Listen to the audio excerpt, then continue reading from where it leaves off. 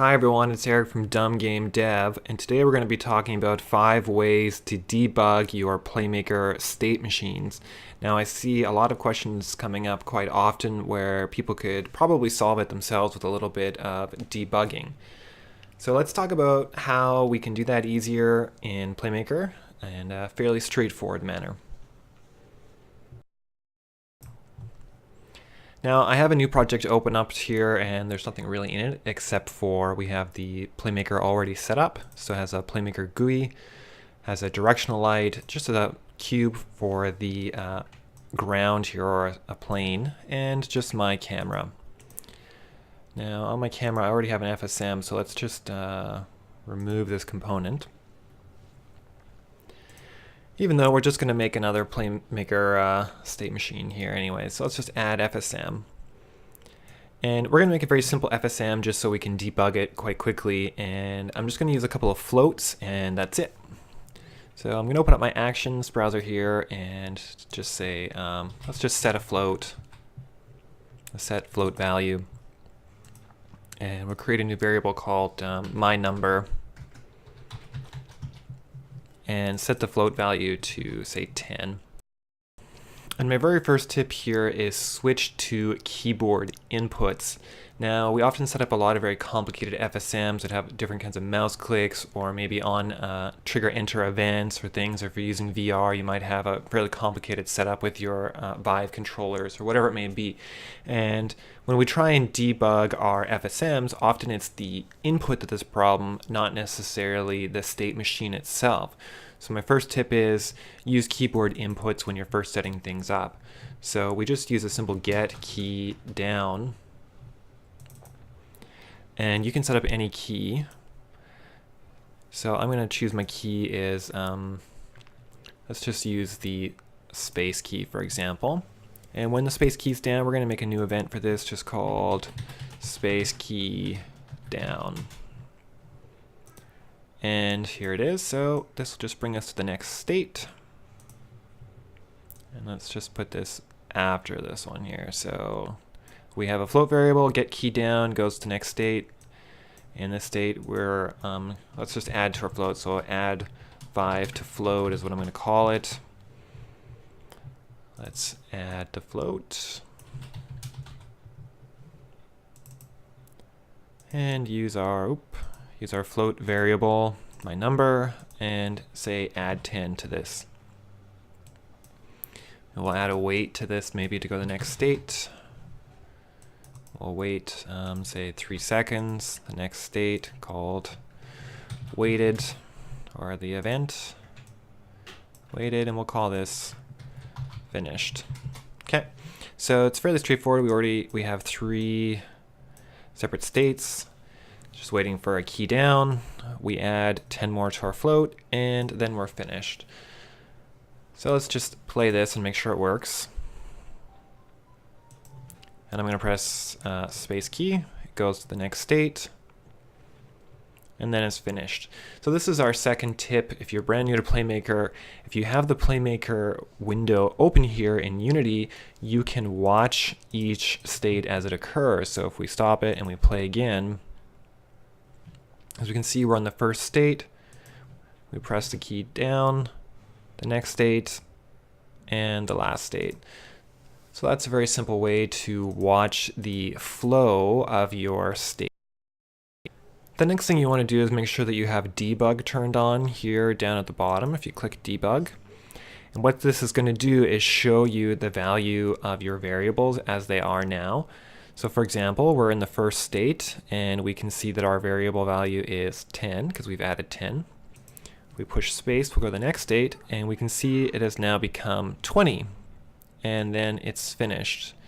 Now there is some problems with this. Specifically, if we click back to a previous state, it says our variable value is 20, okay?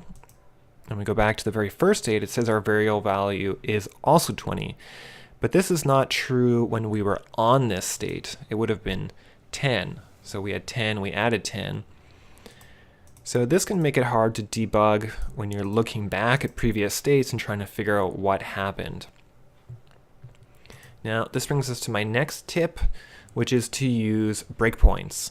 So breakpoints allow us to stop us from moving into the next state, and we can do this by right-clicking and then choosing toggle breakpoint. So let's just play this and see what happens. So we're in the first state and we haven't gone to the next state yet, so we see our variable count is 10. Let's push the space key.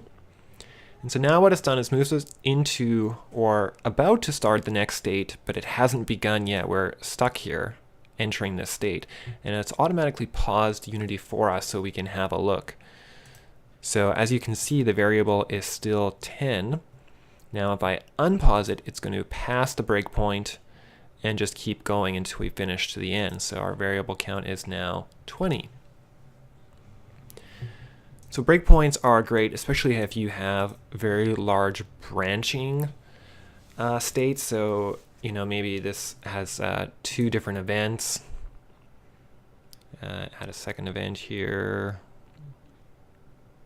I don't know, maybe space down again, and you've got it going to a second one.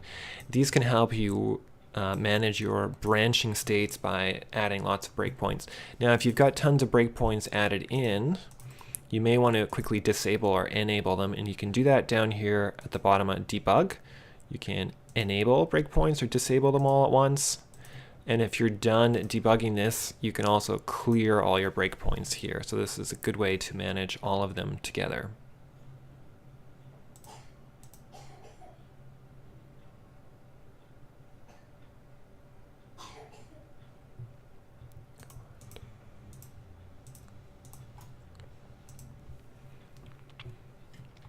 Okay, now my 5th and final tip here is to actually use a debug log. So it seems like a lot of people are not necessarily familiar with this. This is a nice little part of Playmaker that you shouldn't miss out, especially when you're trying to debug some difficult things. Now if you go to the FSM itself and on the FSM options and you scroll all the way down, beep, beep, beep, to the bottom here, we have something called Enable Debug Flow. So you should only enable this if you are planning to debug. Otherwise, it may have some effect on your performance. Once you have enabled debug flow enabled, you can use the FSM log here, and I've got mine moved up here into the near Playmaker. Actually, I'm going to move it all the way up into next to my hierarchy to make this easier. And we're just going to play this and see what happens. And I'm going to play through my states, hit my space key. Just going to wait for 5 seconds and go to the finish state. And now you can see up in the FSM log, we just pause this for a minute. It tells us what state we're in by highlighting it in yellow. And we can click back through all the different events that happened in Playmaker. And most importantly is if we go to the state, it will show us the correct variable for that state. So we're in the first state and the variable is still 10. If we enter the second state, we've added another 10, so it should show us 20. So we can see here if we keep going down. So this can help us really debug the variables and see where things went wrong. Now we can even write to our log. If we just go to our actions and type debug, we can find debug log. And let's just move this over to our finish state, add a debug log. We can send a message to it saying completed debug log. We can also send this to the Unity log. Just play this once more. Space key, 3 seconds wait, go to the finish state, and we can see our message here, debug log, completed the debug log. So that's it, 5 simple ways to debug your Playmaker state machine. As well, jump over to our website and visit us at www.dumbgamedev.com.